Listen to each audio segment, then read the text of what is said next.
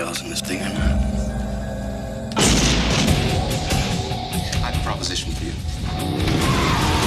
I'm forming an undercover narcotics operation. I don't want your goddamn job. Something tells me you have some unfinished business with a blue uniform. If I was narc, I wanted to get into some serious drugs. I'd hang with bikers. You don't gotta be a rocket scientist to get close to them. They only got a few rules. What kind of games do they play in Cleveland, Ohio? We like to play with guns. What are you gonna do? I think I'm gonna shoot him. I want to move some contraband. Buy it here, sell in the Midwest. What about guns? You want a goddamn rocket launcher? So these is one of these underrated movies you don't see that much, you know. This is one of those movies that's like under the radar. People don't look at much at all. And this came out in the 90s, and this is a big time for movies, all that stuff coming out, etc., etc. Yeah, this is one of those rare ones people don't really talk about, you know, at all.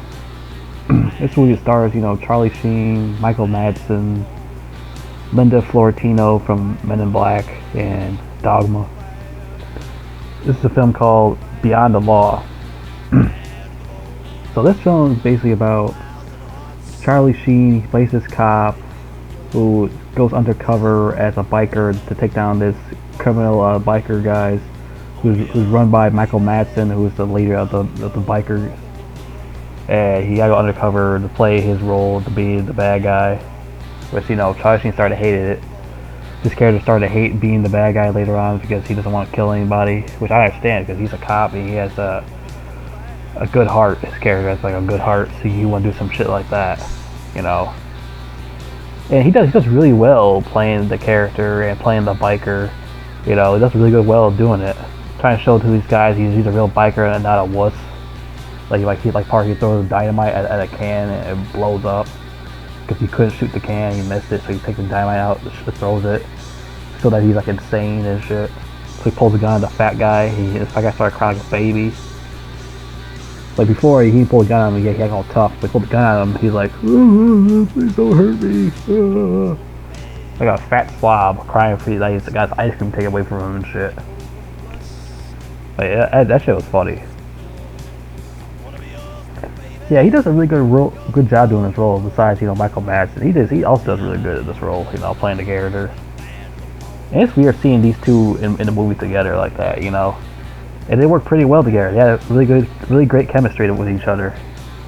It'd be great to see those two like in more movies together. You know, especially if they play like a duo or something.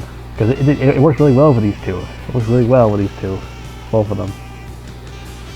And Linda Fiorentino is one of these girls who, you know, Charlie's character has, you know, a thing for a romantic interest in, and they have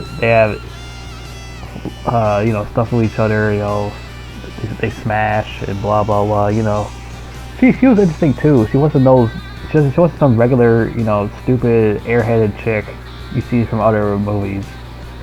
She played one of those, you know, realistic ass chicks, you know, who, you know, just a regular ass chick. She wasn't some corny over the top ass lady who's airheaded as fuck and she does stupid shit, you know. She's just this regular ass chick in this movie. She wasn't some fucking stupid ass fucking bimbo, you know. She was just a normal chick. Well, she was really like a photographer or a journalist, and she does like, you know, see what's going on with the bikers and stuff like that. She's like a journalist, see what's going on, what they do and stuff like that. You know, so she's undercover for this cop guy, and the cop guy shows up, the black guy, glasses, he shows up, wonder what's going on and stuff like that. So she still gotta show he's a biker and not a fucking regular cop dude. You know, he's gonna get fucked if they find out. So he tells them to fuck off and start trouble with them, and then they drive off. Plus other shit happened in this movie.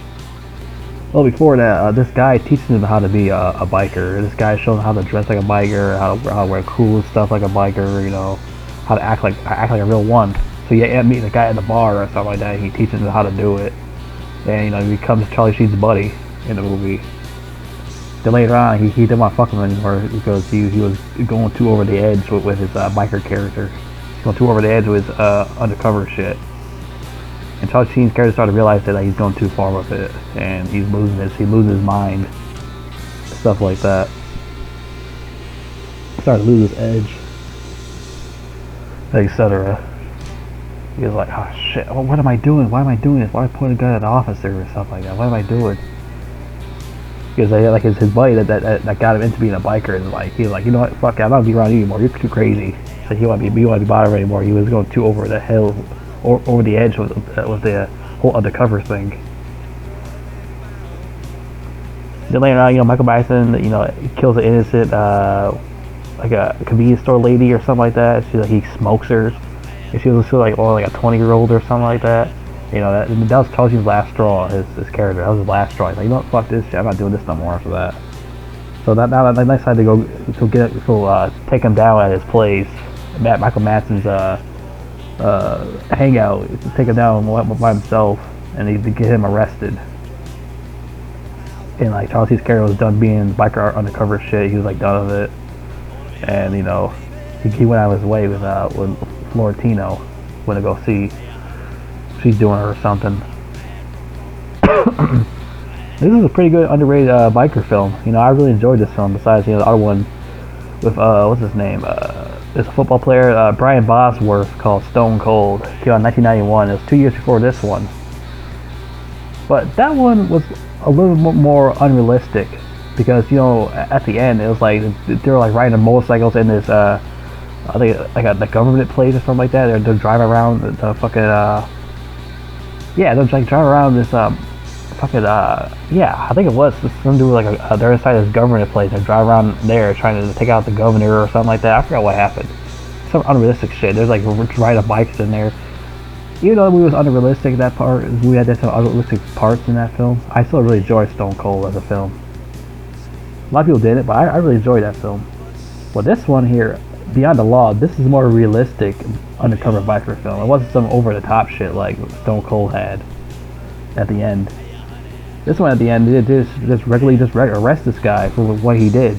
And they caught him on, he got caught for doing bad shit. So,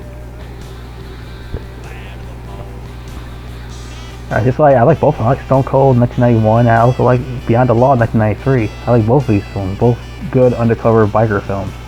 Yeah, Stone Cold is the same shit. It's the same thing. It's an undercover biker film. But it's just that the difference between Beyond the Law and Stone Cold is that Stone Cold is more one of the unrealistic films, and this is more of the accurate undercover biker film.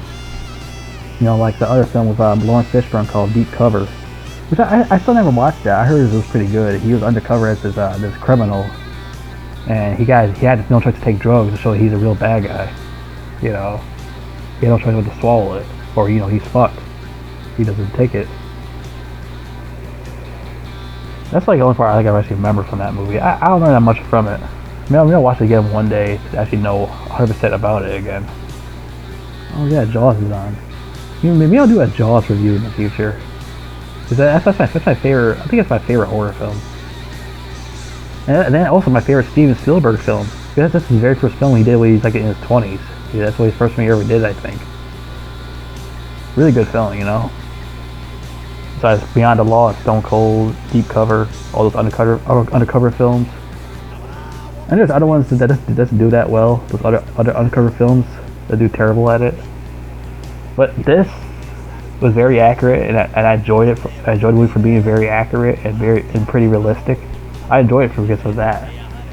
Stone Cold, yeah, it has some unrealistic scenes, some not accurate scenes, but I still really enjoyed that film also.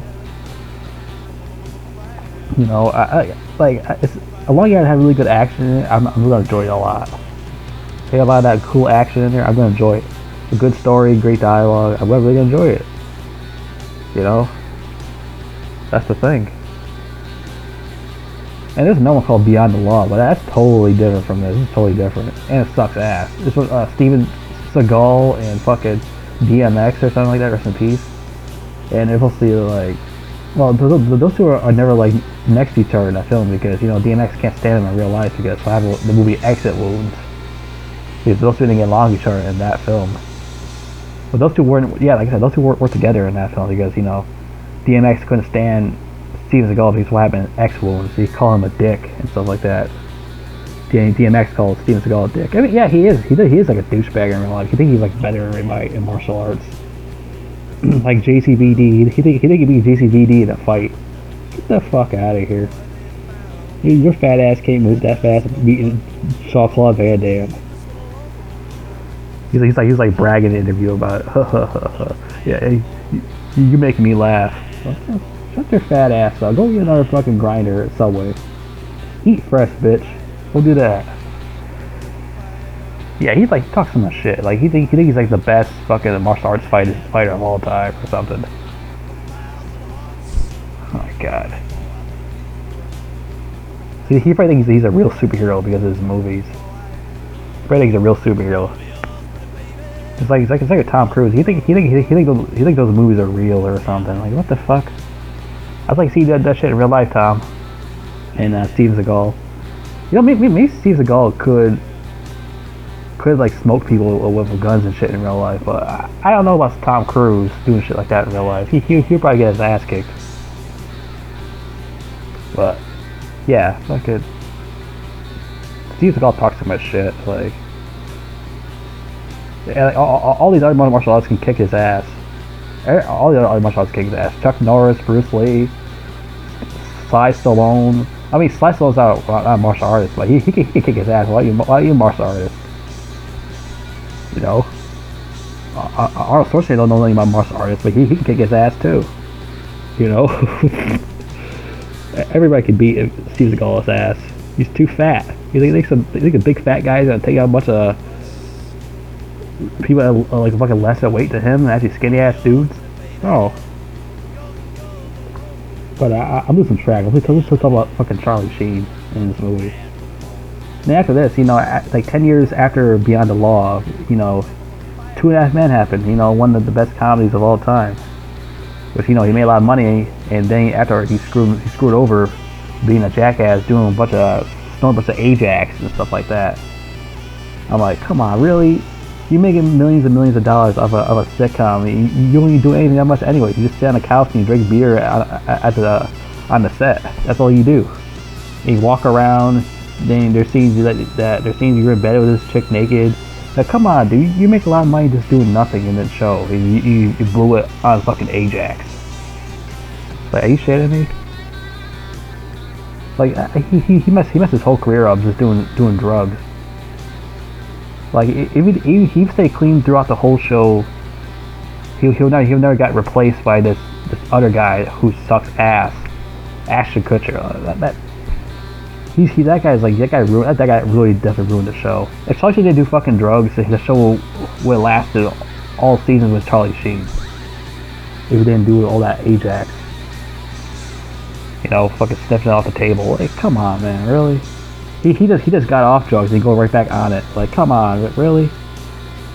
After making millions and millions of dollars, you decide to just blow it all over drugs. You get the show like ruined. That was stupid.